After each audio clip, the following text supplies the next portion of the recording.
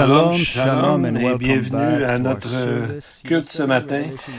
Vous savez, étudier l'Apocalypse, c'est comme étudier les prophéties bibliques, parce que ce livre-là est plein de prédictions et qui vient de plusieurs références à des livres de l'Ancien Testament pour montrer comme une magnifique tapisserie. C'est vrai qu'il y a beaucoup de scènes difficiles à lire et à imaginer, mais on voit comment l'homme ne change pas dans son cœur. Même le prophète Jérémie a dit « Qui peut le comprendre ?» Le mal en lui-même, c'est comme une maladie incurable. C'est vraiment l'élan derrière toutes les guerres, les famines, toutes les tromperies, les mensonges. Mais au-dessus de tout ça, on voit qu'à travers tout ce que l'homme peut faire, nous voyons la grandeur et la magnifique grâce de Dieu pour changer les vies des gens qui veulent bien se tourner vers lui. C'est vraiment le désir du cœur de Dieu. Pierre nous a dit ça, 2 Pierre 3,9, ne voulant qu'aucun périsse, mais que tous puissent venir à la repentance, et c'est ce que nous allons voir aujourd'hui. Nous allons voir aujourd'hui, le sujet nous amène à la fin de la période de 7 ans de tribulation avec la 6e trompette qui va nous montrer la grande guerre qui va arriver entre toutes les nations. Ça va nous montrer dans de grands détails la férocité et le mal dans la façon aussi que les armées fonctionnent. On va voir dans le texte qu'il y a 200 millions de soldats qui vont entrer en guerre avec d'autres, et cela va avoir comme résultat qu'un tiers de l'humanité sera tué. Et ceci s'ajoutera à les morts précédentes où un quart de l'humanité a disparu à travers justement la colère dans les sceaux que nous avons vus. Ces guerres vont être quand même assez courtes, sinon tout être vivant mourrait. Alors, pourquoi on nous raconte ça et avec tellement de détails? Et pourquoi le mal est si grand? Bien, on peut trouver la réponse dans un seul mot, qui est la cause de toutes les souffrances. Le mot et repentance, ou plutôt le manque de repentance. C'est vraiment un thème récurrent dans la parole de Dieu où on voit toujours, et spécialement dans l'Apocalypse, il nous est dit que les gens n'arriveront pas à se repentir malgré tout ce qui va arriver. Donc, la repentance, c'est la réalisation de nos propres péchés et donc un remords vraiment qui vient de Dieu, de se tourner de nos façons de vivre et de se tourner vers Dieu. Et je vous montre tout de suite un verset, Apocalypse 9, 20. Les autres hommes qui ne furent pas tués par ces fléaux ne se repentirent pas des œuvres de leurs mains. Donc, on voit qu'il c'est écrit ici très clairement qu'ils ne sont pas repentis, même à travers toutes les calamités, comme des sceaux, des trompettes et des coupes. Pourquoi ne se repentent-ils pas?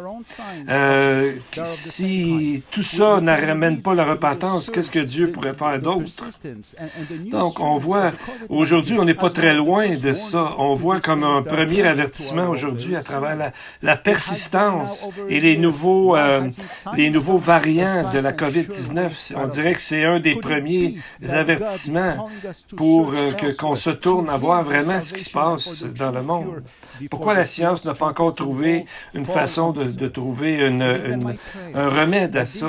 C'est ma prière que le message de l'Apocalypse va amener plusieurs personnes qui n'ont pas encore fait leur décision à regarder à Dieu et d'être changés, d'être transformés et d'être sauvés.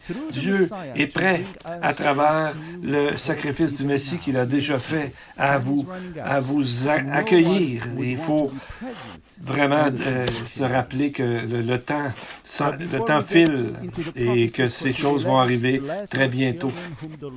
Avant, nous allons prier, comme on fait souvent à notre tradition, prier pour les enfants. Si vous avez des enfants, amenez-les près de vous et que puissent prier avec eux et ensemble pour eux. Shema Israël Adonai Elohenu Adonai Echad Baruch Shem Kavod Malchuto Leolam Vaed. Béni soit ton nom, toi dont le royaume glorieux arrive et qui durera pour toute l'éternité. Avinu Malkeinu, notre Père céleste, merci pour ton grand amour pour nous et nous te prions pour nos enfants, que tu les bénisses et que tu les protèges et que tu fasses que nos cœurs soient moins inquiets parce que nous te les remettons à toi.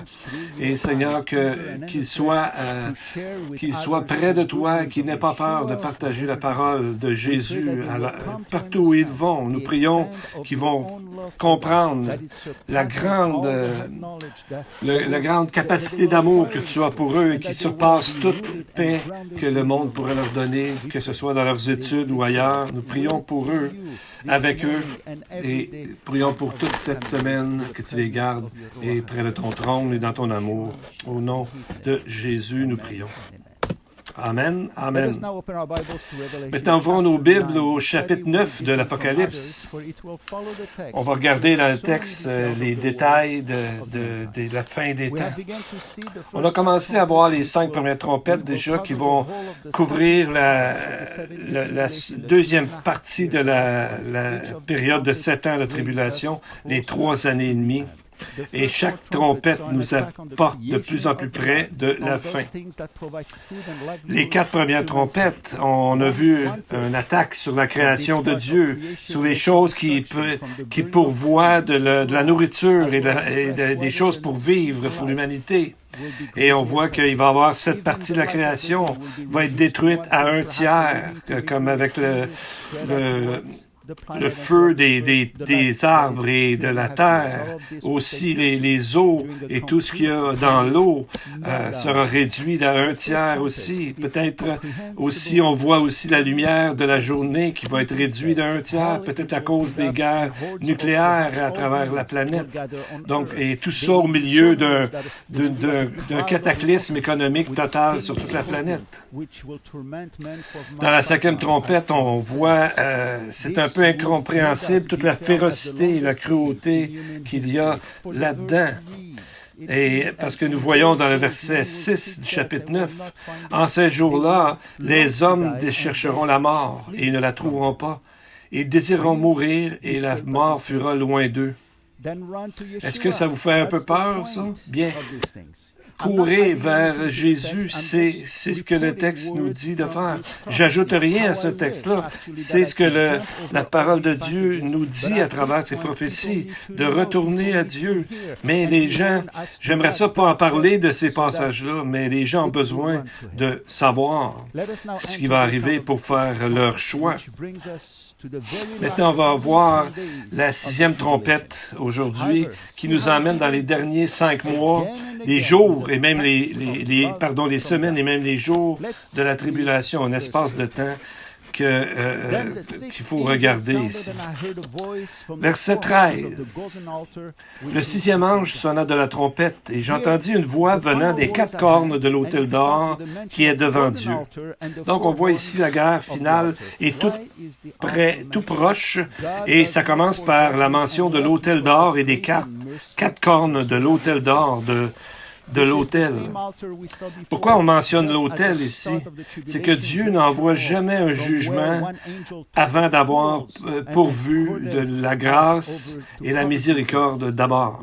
Dieu avertit toujours avant. Et on voit ici qu'il y a, pas non seulement ça, mais il y a une voix qui vient des 4 cornes. On voit un peu comme au début, on a vu un ange qui a pris des choses, des pierres ardentes et qui les a lancées sur la terre. Donc, on voit la même chose, qu'il y a une voix maintenant qui sort des 4 cornes pour appeler les gens. Vous savez, dans le temple, l'autel servait à, justement, il y avait des cornes aux 4 coins de l'autel pour attacher les cordes de l'animal sacrifié. Et pour que aussi, ça parle aussi des sacrifices passés. Et un en particulier qu'on pourrait regarder, c'est le sacrifice de Jésus, puisque Ésaïe 53:5 nous dit, « Il a été percé pour nos iniquités. » De plus, l'hôtel était un endroit de sécurité et d'assurance pour la vie de quelqu'un qui avait été accusé faussement. Quand il tenait la corne de l'autel, personne ne pouvait lui faire de mal, personne ne pouvait le juger.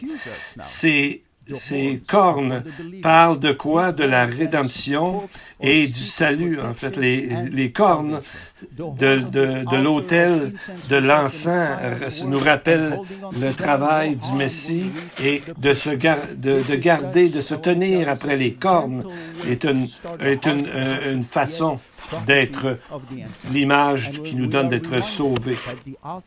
Et il nous est dit qui est devant Dieu.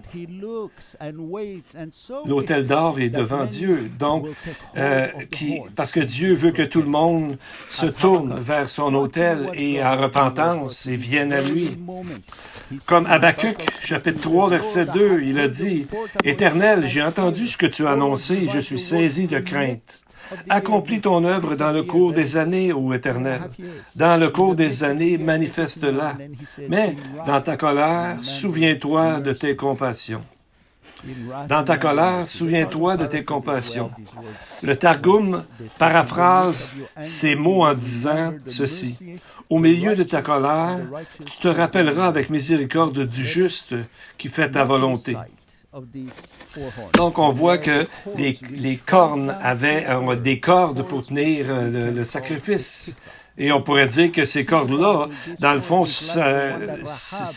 vont vers la terre pour que les gens qui se tournent vers Dieu puissent prendre comme par image cette corne-là, un peu comme cette corde-là qui est attachée après la corne de l'autel, dans l'image que Rahab aussi avait, vous savez, un morceau de tissu rouge qui donnait le symbole de ça, et elle a été sauvée à cause de cette corde-là, à cause de la grâce de Dieu. Maintenant que nous avons vu ça, on va voir maintenant, on s'approche de l'assaut final, de tout ce qui va arriver. Et on va voir la 5e trompette, alors qu'on va voir une armée démoniaque. La 6e trompette montre aussi qu'est-ce qui va arriver avec cet appel-là. On va voir maintenant ce que il va arriver quand l'ange va faire ce que la 6e trompette, pardon. Chapitre 9, verset 13-15. Le 6e ange sonna de la trompette, et j'entendis une voix venant des 4 cornes de l'autel d'or qui est devant Dieu, et disant au 6e ange qui avait la trompette, délie les 4 anges qui sont liés sur le grand fleuve, l'Euphrate, Et les 4 anges qui étaient prêts pour l'heure, le jour, le mois et l'année furent déliés afin de tuer le tiers des hommes. Pourquoi on nous parle de ces 4 anges et qui sont ces anges-là et pourquoi la mention de la rivière Euphrate? Bien, les 4 anges doivent être des démons parce qu'ils sont liés. Comme on lie les animaux sauvages, on les attache. Les bons anges n'ont pas besoin d'être liés. Alors, les 4 démons ici sont laissés aller. Ça peut très bien représenter symboliquement les 4 royaumes que Daniel avait vus, vous savez. Il y avait le lion, le léopard, l'ours et un 4e qui avait tous ces animaux féroces. Donc, on voit ici sur les différents rois. Ici, il y a le roi impudent et artificieux, qui est l'Antichrist. Les 10 États, l'Europe et l'Amérique.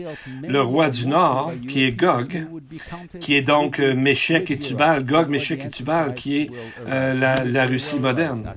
Le roi du Sud, qui sont finalement un ensemble des Arabes et les contrées africaines, des pays africains, qui vont se joindre au roi du Nord dans la bataille, et le dernier, mais non le moindre, les rois de l'Est, comme il nous est décrit dans l'Apocalypse. Alors, on voit ici, c'est les États asiatiques, les pays asiatiques. On voit dans le... C'est ça, on voit ici les 4 rois qui sont sur le PowerPoint en avant. Donc, ils vont tous aller vers où? Vers Israël, vers la vallée de l'Armageddon. On lit aussi au sujet du grand fleuve, l'Euphrate, et que les anges sont présentement liés. Pourquoi parler de l'Euphrate ici? L'Euphrate représente la frontière qu'Israël, que Dieu a donnée à Israël, à Abraham. Les mêmes frontières qu'Israël va avoir un jour dans le millénium. On voit ça, il a dit, je crois, dans le chapitre 15 de Genèse. Si on voit sur la carte, l'Euphrate part des montagnes en haut de l'Arménie, à travers la Turquie, la Syrie et l'Irak et finit dans le Golfe, une longueur d'environ 2800 km. Donc, l'Euphrate, c'est surtout en rapport avec quoi? Avec Babylone. Babylone est d'un côté de la rivière, ou de la grande rivière Euphrate. La cité était devenue un symbole de la rébellion contre Dieu, de tout le monde contre Dieu. Et ici, même si Babylone, la ville elle-même, était détruite, c'est le pouvoir qui est derrière. C'est plus qu'une rivière, qu'une ville. C'est un système religieux et politique qui existe et qui va exister jusqu'à temps que Dieu en finisse avec lui. On le voit 6 fois, le mot Babylone dans Apocalypse, et c'est le dernier ennemi qui sera mis à terre. On voit dans Apocalypse 17 et 18. Donc, ces 4 démons vont causer des guerres, et il est dit qu'un tiers de l'humanité fut tué. Et on voit aussi que ça s'ajoute, lorsqu'il y a eu le 4e sceau, on avait lu, verset 4 du chapitre 6, « Un quart de la terre mourra par l'épée, la famine et les pestes. » Donc, on ajoute à ça un tiers. Et en ajoutant un tiers à tout ça, ça fait quoi? La moitié de la population. Prenons par exemple population de 8 milliards. Un quart de 8 milliards, c'est 2 milliards. Donc, 2 milliards sont tués et donc il nous reste 6 milliards. Ensuite, un tiers des 6 milliards sont tués. Ça fait un autre 2 milliards de gens. Donc, 2 milliards plus 2 milliards, c'est 4 milliards. Ça veut dire quoi? Facilement, on arrive à la moitié de la population mondiale. C'est tellement terrible qu'il nous est dit même l'heure, le jour, le mois et l'année. Donc, tout ça est bien calculé, mais ne dépassera pas ce temps précis. On voit ici vraiment un temps très, très, très précis qui a été dit. Donc, ça ira pas plus loin. C'est un nombre énorme quand on considère que, selon le New York Times, en juillet 2018, ils ont estimé qu'il y avait eu 108 millions de gens qui ont été tués durant les guerres du 20e siècle. Et ils ont estimé que le nombre des gens qui sont morts à travers les guerres dans toute l'histoire de l'humanité est quelque chose entre 150 millions à 1 milliard de personnes. L'Apocalypse ici nous parle de 4 fois ce montant dans moins de 3 ans et demi. On va regarder ici au verset 16. Il nous est dit, le nombre des cavaliers de l'armée était 2 myriades de myriades. J'en entendis le nombre. 2 myriades de myriades. Les savants qui ont étudié ça arrivent au chiffre de 200 millions. Donc, c'est un nombre effarant de soldats, spécialement quand on voit que la population mondiale du 1er siècle était estimée à 200 millions. L'armée romaine est estimée à peu près 150 000 personnes. Donc 200 millions, c'est 1300 fois plus que ce qu'on avait connu dans ces moments-là. Donc on voit tous durant la guerre mondiale, tous les soldats des deux côtés, c'est à peu près 70 millions. Donc le chiffre de 200 millions est tellement étonnant ici, même par la norme d'aujourd'hui. Donc, l'Apocalypse nous parle de 3 fois plus de gens que 70 millions. C'est vraiment terrible. Maintenant, quand on arrive à ce chiffre, est-ce que ce chiffre est symbolique ou littéral? Bien, comme les autres chiffres dans l'Apocalypse, ça doit être littéral. Même, surtout que Jean nous dit, j'en entendis le nombre. Donc, il y a quelque chose de très précis là-dedans. Maintenant, on va regarder plus attentivement le roi de l'Est, ou des rois de l'Est plutôt. Ce nom a été donné dans une autre prophétie dans l'Apocalypse 16, qui décrit la 6e et la 7e coupe. Et pourtant, ça décrit les mêmes événements, la même scène que la 6e trompette, mais avec plus de détails. Le 6e coupe et la 6e trompette parlent du temps, et les deux parlent de la rivière Euphrate. Apocalypse 16, 12. Le 6e versa sa coupe sur le grand fleuve, l'Euphrate, et son eau tarit pour préparer la voie aux rois qui viennent de l'Est. Donc, les rois de l'Est, c'est qui exactement? Premièrement, si on regarde dans le grec, on voit que c'est bâti sur deux mots, Anatolé, Hélios, qui veut dire partir du soleil levant. Et c'est le seul endroit qu'on voit ces deux mots combinés. Habituellement, on voit juste le mot Anatolé, mais là, on voit Anatolé, Hélios. Donc, ça vient comme nous préciser encore de où est-ce que vraiment ces armées-là vont venir. C'est vraiment du nord complet d'Israël. De l'Est, pardon, complet d'Israël. Où est cet endroit? Il y a à peu près 50 interprétations qu'on peut trouver de différentes personnes.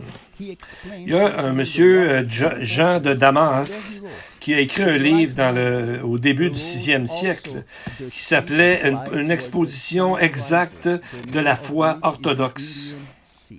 Alors lui, il disait, de la même façon aussi, la mer qui se trouve là où le soleil se lève, dont le nom est la mer Indienne. Donc, lui, il voyait ça de cette façon-là, de la mer Indienne. Est-ce que ces rois-là pourraient être des pays asiatiques, pardon? On sait que dans la plupart des livres, l'Est et l'Orient, ultimement, est vraiment les pays asiatiques. Il y a un monsieur parmi les 50 interprétations, un monsieur John F. Walvoord, qui est un commentateur biblique très méticuleux et très précis. Et lui, il a dit que même dans les années 1930, même 20 ans après qu'Israël est devenu un État moderne, il avait, comme prédit, il avait dit qu'il y avait une prophétie biblique qui justifiait la restauration des Juifs dans un pays, dans cet endroit-là. Donc, il est un des gentils qui a encouragé les Juifs à retourner dans leur pays et d'accomplir la promesse de Jésus, qui est la renaissance du figuier, du pays d'Israël même. Et lui, Walvoord, il a dit ceci: la puissance qui s'accroît dans des parties de l'Orient de nos jours, comme au Japon, la Chine, l'Inde, ainsi que d'autres nations plus petites, viennent avoir une telle invasion comme une prédiction très raisonnable. Donc, Walvoord, il peut être vraiment exactement sur le point que le texte nous parle ici, parce que nous savons que 3 autres rois viendront, et la seule fois que les rois de l'Est sont mentionnés, c'est ici dans ce texte. Et on peut penser facilement que ces 4 anges vont ouvrir la voie pour ces rois-là pour envoyer leur armée à Armageddon.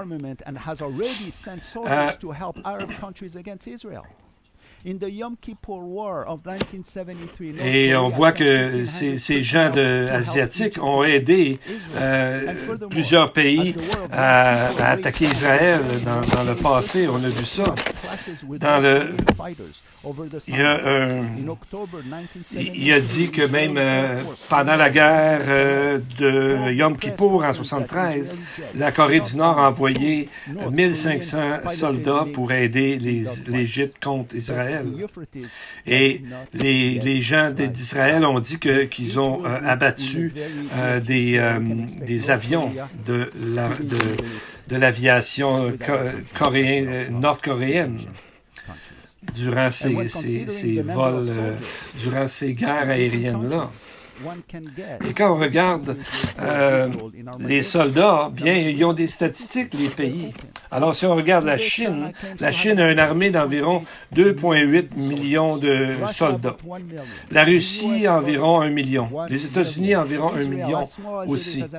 Israël, même si c'est un très petit pays, a une armée de 635 000 soldats. Parce que presque toute la population mâle en Israël, entre 18 et 50 ans, vont à l'armée. Au Canada, j'ai regardé les différents endroits et nous, on est à peu près juste 45 000 soldats. Mais c'est une petite armée très puissante qui a fait beaucoup de choses dans certaines guerres qu'on a connues. Alors, c'est pas le chiffre souvent qui compte le nombre de soldats, mais c'est la qualité des soldats comme tel. Et on est chanceux dans un sens, on a un pays qui est un ami au sud de notre frontière. Les versets 17 à 19 décrivent ces armées. Jean commence sa description en disant, le verset 17a, « Et dans la vision, je vis les chevaux et ceux qui les montaient. » Donc, on voit que la description ici montre que ceux qui vont monter contre Israël. Ensuite, on voit les rois de l'Est. Les rois de l'Est qui se mettent ensemble. Et on voit que ça vient et du sud et de l'Est. Et le roi du sud, Daniel 11, spécialement verset 40. Donc, il va en venir même contre les autres rois. La Russie vient... on voit que la Russie et la France vont se mettre avec le roi artificieux et impudent. Donc, on voit qu'ils vont se mettre ensemble avec leur armée, vont probablement faire des alliances ensemble, et puis... on va retourner maintenant au texte et Jean dit, « Et voici ce que j'ai vu sur les chevaux. » 17a. « Et ainsi dans la vision, je vis les chevaux et ceux qui les montaient. » Donc, on voit ici que c'est une armée démoniaque. Il y a une chose qui est répétée 3 fois qui vient prouver ça. On parle de l'étang de feu et de souffle. Donc, ces mots-là, c'est des descriptions de l'enfer. C'est la dernière habitation du mal. La toute finale habitation du mal sera où? Dans le lac de feu et de soufre. On voit dans ces textes-là, dans 19, 2, 20, 10 et 21, 8. Mais on voit que même si cela sera versé sur la terre, il y aura encore une dernière chance de se tourner vers Dieu, mais après cela, il sera trop tard pour retourner en arrière. Et ici, il y a une mention de l'hyacinthe au verset 17. Le texte dit, « Ceux qui les montaient avaient des cuirasses couleur de feu, d'hyacinthe et de soufre. » Pourquoi on parle du mot hyacinthe ici? Et pourquoi c'est mentionné? Celui qui lisait ça, le lecteur juif de ce moment-là, et aujourd'hui, le mot hyacinthe l'amène directement au temple. Le peuple juif, qui avait traduit dans la Septante, a utilisé hyacinthe pour 2 mots hébreux. Le premier mot hébreu, qui est traduit 10 fois comme hyacinthe, c'est takar. qui est utilisé pour couvrir quoi? Le tabernacle. C'était la première chose qu'on voyait extérieure lorsqu'on s'approchait du tabernacle. Le deuxième mot, c'est le mot, je ne le vois pas parce qu'il est en hébreu, là, mais je ne sais pas exactement, mais c'est un bleu, pourpre bleu en laine qui aussi avait rapport au temple. Donc, on voit que, alors que le troisième temple a été mentionné, avec la sixième trompette et au commencement d'Apocalypse 11, on voit que il est demandé à Jean de calculer, de mesurer ce temple-là. Donc, ce temple-là va jouer une partie, un rôle majeur dans la fin des temps. Et peut-être c'est là qu'on va voir les deux témoins qui, on dirait, qui sont en train de performer leur ministère au dôme du rocher à cet endroit-là. Maintenant, on va voir au verset 20 et 21 le vrai problème de ces nations-là. Les autres hommes qui ne furent pas tués par ces fléaux ne se repentirent pas des œuvres de leurs mains. Ils ne cessèrent pas d'adorer les démons et les idoles d'or, d'argent, d'airain, de pierre et de bois, qui ne peuvent ni voir, ni entendre, ni marcher. Et ils ne se repentirent pas de leurs meurtres, ni de leurs enchantements, ni de leurs débauches, ni de leurs vols. Donc, on voit ici la raison pourquoi que l'homme souffre tellement, c'est qu'il ne veut pas se repentir, alors que tout ce qui arrive a un but, que l'homme se repente et se tourne vers Dieu. Donc, toutes les calamités comme toutes les calamités qui ont tombé sur Israël, ont fait qu'un jour, Israël va se retourner aussi vers Dieu.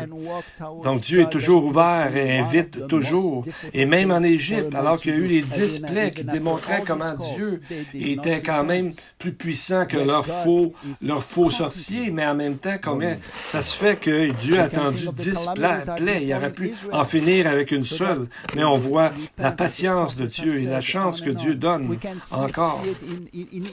Donc, la repentance, c'est de tourner, non pas 360 degrés parce qu'on revient à la même place, mais tourner 180 degrés, de se détourner de notre façon de vivre et marcher vers Dieu et pour Dieu. Donc, on va voir ici, ça a pris beaucoup de temps en Égypte pour que les 10 plaies se passent. Si on regarde dans le texte de Genèse, on voit que à partir du 7e chapitre d'Exode, pardon, c'était pas Genèse, c'est Exode, à partir du 7e chapitre d'Exode jusqu'au 14e, 8 chapitres de patience et d'avertissement. Et pourtant, les gens ne se sont pas repentis, et c'est la même image ici qu'on a dans l'Apocalypse. Parce que les gens en viennent qu'avoir une conscience flétrie, comme Paul a dit dans 1 Timothée 4.2. Pharaon n'en est venu qu'à durcir de plus en plus son cœur jusqu'à pouvoir plus retourner en arrière. On voit dans Amos chapitre 4, Dieu liste toutes les calamités, plusieurs que l'on voit dans l'Apocalypse, des famines, des désastres naturels, des maladies, des guerres, et après Dieu dit 5 fois, « Et vous n'êtes pas revenus à moi, dit l'Éternel. » Donc, on voit que c'est le but principal et la raison pourquoi Dieu permet la souffrance, c'est que, même dans la vie du croyant, c'est que Dieu permet la souffrance afin qu'on se tourne vers lui pour qu'il nous parle, qu'il nous aide et nous guérisse. Il y a un merveilleux psaume, dans psaume 83, 15, 16, qui parle des hommes méchants. Et l'Esprit a inspiré ces mots précis. Poursuis-les par ta tempête et épouvante-les par ton ouragan. Remplis leur face d'ignominie afin qu'ils cherchent ton nom, ô Éternel. Donc, on voit, ça révèle ici le cœur de Dieu. C'est alors que Dieu les poursuit pour les punir, ça finit en disant, afin qu'ils cherchent ton nom, ô Éternel. Donc, c'est ça que le but de Dieu ultime, c'est que les gens se tournent vers lui. Donc, ne mettons pas à demain la repentance, parce que plus que le temps avance, plus c'est difficile de se repentir. Voyez-vous, de même image, même que Pharaon est devenu de plus en plus endurci. Lorsqu'on attend et on remet ça toujours, ça se peut qu'après, ça ne nous tente plus du tout de le faire. Une fois, il y avait un enseignant, un professeur qui a demandé à la classe, qu'est-ce que le mot repentance veut dire? Il y a un petit gars qui a levé sa main et a dit, c'est d'être désolé pour nos péchés. Il y a une petite fille qui a levé sa main aussi et a dit, c'est d'être assez désolé pour arrêter nos péchés, pour cesser de les faire. Donc, la repentance, c'est de délaisser nos mauvaises habitudes et de se tourner vers Dieu. Dans Amos 4.12, après tout avoir dit ces avertissements, on lit ces mots puissants. Prépare-toi, Israël, à rencontrer ton Dieu. Dans l'Apocalypse, c'est comme si Dieu nous disait, préparez-vous, nation, à rencontrer Dieu. Comme Jésus a dit, Luc 18.8, quand le Fils de l'homme viendra, trouvera-t-il la foi sur la terre? C'est une question que l'Apocalypse va répondre pour nous. Pas beaucoup vont avoir la foi quand Jésus va revenir. Mais qu'est-ce qui fait que l'homme l'empêche de se repentir? On voit, parce que souvent les gens vont dire, moi, j'ai jamais fait ça. Donc, on voit ici les 6 principales choses dans le texte de 9, chapitre 9, versets 20 et 21. On va voir la liste. Le premier est comme un titre, dans le fond, qui va vraiment avec la bête dont le nombre est 666. Le premier, c'est quoi? Adorer les démons. Deuxièmement, et aussi adorer des idoles d'or, d'argent, de bronze, etc., qui ne peuvent ni entendre ni marcher. Troisièmement, les meurtres. Quatrième, la sorcellerie. 5, immoralité. Et 6, les fraudes et les vols.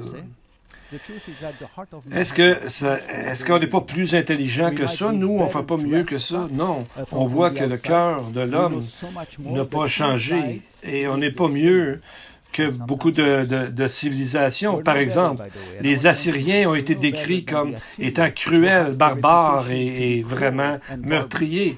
Mais ils n'étaient pas si pires que ça parce qu'on dit, par exemple, sur l'avortement, eux, dans la loi assyrienne, ils prescrivent la peine capitale de mort pour quelqu'un qui a fait un avortement. Et nous, on ne fait pas ça aujourd'hui. Donc, on voit, même si on se pense très bon, on n'est pas beaucoup mieux qu'eux. La loi mosaïque nous dit aussi qu'il y aurait une peine de mort pour l'avortement. Exode 22, versets 22 à 25. Premièrement, on voit le premier adorer les démons. Quelle est la définition biblique d'adoration des démons? Ce n'est pas d'avoir un petit statut puis de l'embrasser comme ça. C'est beaucoup plus subtil que ça. Dans les Écritures, ceux qui adorent les faux dieux sacrifient aux démons et non à Dieu. Deutéronome 32, 17. Dans le Nouveau Testament, Paul parle de ces idoles-là en parlant de c'est une idolâtrie. Donc, l'idolâtrie, qu'est-ce que c'est? C'est quand on mélange des choses. Ça n'a pas nécessairement avec des grosses idoles faites de pierre. C'est quand nous, on mélange des choses. Donc, c'est quand nous, on croit des mauvaises choses parce que ça fait notre affaire. C'est comme quelqu'un qui dit « Je ne crois pas en enfer ». Ça ne ressemble pas au Dieu que je connais ou que Dieu devrait être. Mais c'est qu'on dit à Dieu ce qu'il devrait faire. Donc, on ne veut pas croire à ce que Dieu nous dit, mais on aimerait mieux croire à autre chose. Ça, c'est de l'idolâtrie. Donc, parce que l'idolâtrie est un terreau fertile. Toute pensée qui ne met pas Dieu en premier ou qui a une fausse idée de Dieu est un terreau fertile pour l'idolâtrie. On voit, si on les place par rapport à la liste des 10 commandements, adorer les idoles, c'est le 2e commandement et c'est le premier commandement négatif, des choses à ne pas faire. Le meurtre, c'est le 6e commandement. Mais quelqu'un va dire, mais j'ai jamais fait le meurtre, moi. Mais n'oubliez pas que Jésus a dit que la colère contre quelqu'un en nous commence là. Et des fois, c'est là que ça va jusqu'au meurtre. Le vol ou la fraude, c'est le 8e commandement qui inclut aussi le 9e. Immoralité, on peut le trouver dans le 10e commandement, qui est de convoiter des choses ou les gens qui sont pas à nous. Pour ce qui est la sorcellerie, vous allez reconnaître le mot en grec, c'est le mot pharmakon, qui vient de pharmacie. Donc, c'est comme les herbes qui vont nous amener un état différent de pensée. Donc, ça n'a rien changé aujourd'hui. Donc, on voit maintenant, si on fait le résumé, qu'est-ce que la 6e trompette nous enseigne? Bien, ça va être une guerre finale où est-ce que presque tout le monde sur la planète va être ensemble et le nombre de morts est effrayant. Mais à travers tout ça, on voit la patience et l'amour inconditionnel encore qu'on ne peut pas comprendre de Dieu. Comment? Ça a l'air étrange de parler de sa bonté dans le milieu de toutes ces guerres finales-là, mais c'est le message de la Bible. S'il n'y a pas de repentance, il arrive un problème, et là, on arrive à un problème ultime. Et il est dit que le mystère de Dieu s'accomplirait. C'est écrit ici, alors le mystère de Dieu s'accomplirait dans les jours de la voix du 7e ange. Juste avant de sonner, alors le mystère de Dieu s'accomplirait. Mais quel est le mystère de Dieu? Ce n'est pas Jésus lui-même. Voyez le texte Colossiens 2:2 qui nous dit que le mystère de Dieu est complètement, la plénitude est dans le Messie lui-même. Donc, il va y avoir un temps où Dieu va laisser la permission au mal de continuer, mais d'essayer d'amener les gens de plus en plus à se tourner vers lui. Mais ces choses vont un jour s'arrêter. Et dans le millénium qui suit ces choses-là, il y aura un Dieu, une foi et une religion. Et on va regarder le texte de Matthieu 27, les versets 45 et d'autres versets, et au moment où Jésus a pris tous les péchés du monde sur lui. Mais, verset 45 d'abord. Mais depuis la 6e heure, il y eut des ténèbres sur tout le pays jusqu'à la 9e heure. 51 à 53. Et voici, le voile du temple se déchira en deux, depuis le haut jusqu'en bas, et la terre trembla. Et les rochers se fendirent, et les sépulcres s'ouvrirent, et beaucoup de corps des saints endormis ressuscitèrent. Étant sortis des sépulcres après sa résurrection, ils entrèrent dans la ville sainte et apparurent à plusieurs. Donc, on voit que la crucifixion du Messie, c'est pas quelque chose qui est passé inaperçu, c'est quelque chose d'une grande magnitude qui est arrivé dans Jérusalem. Parce que le Seigneur s'est arrangé pour que tout le monde le sache. Aujourd'hui, on lit que la ville a été dans les ténèbres pendant 3 heures. Et à la fin de ces 3 heures, au moment où Jésus a donné son esprit, il y a eu un tremblement de terre. En même temps, les rochers sont fendus en plusieurs morceaux. Et pourtant, c'est un moment très occupé dans le temple. Alors, le voile s'est séparé. Séparer le lieu saint du lieu très saint, de haut en bas. Et pour la première fois dans l'histoire, ce mur était ouvert pour que tout le monde puisse voir et même entrer. On parle ici du passage le plus mystérieux des Écritures. Même les commentateurs bibliques n'en parlent pas beaucoup, mais on voit que en même temps que Jésus est ressuscité, il y a des gens qui sont ressuscités et qui se sont promenés dans Jérusalem. Imaginez-vous le témoignage immense que ça le fait. Tout le monde qui vivait à Jérusalem à ce moment-là, les pharisiens, les sadducéens et tous les autres, ont vu des signes merveilleux arriver. Mais, malgré ça, ils ne se sont pas repentis. C'était des appels de grâce de la part de Dieu et pour les gens aujourd'hui qui ne connaissent pas Jésus, Yeshua. Mais on voit que plusieurs de ces signes sont les mêmes qu'on voit à la fin des temps. Les ténèbres, on voit que ça ressemble aux périodes de ténèbres qui vont précéder la venue du Seigneur, comme Joël en a parlé. Et il y avait un tremblement de terre et des roches qui ont éclaté. Ça nous rappelle le tremblement de terre final qu'il y aura sur terre dans Apocalypse 16, 18. Ça dit qu'il y a eu des éclairs, des voix, des tonnerres, un grand tremblement, si grand qu'il n'y en a jamais eu de semblable depuis que les hommes sont sur la terre. Mais le tremblement de terre, on ne rapporte pas qu'il y a eu des morts ou des blessés là-dedans.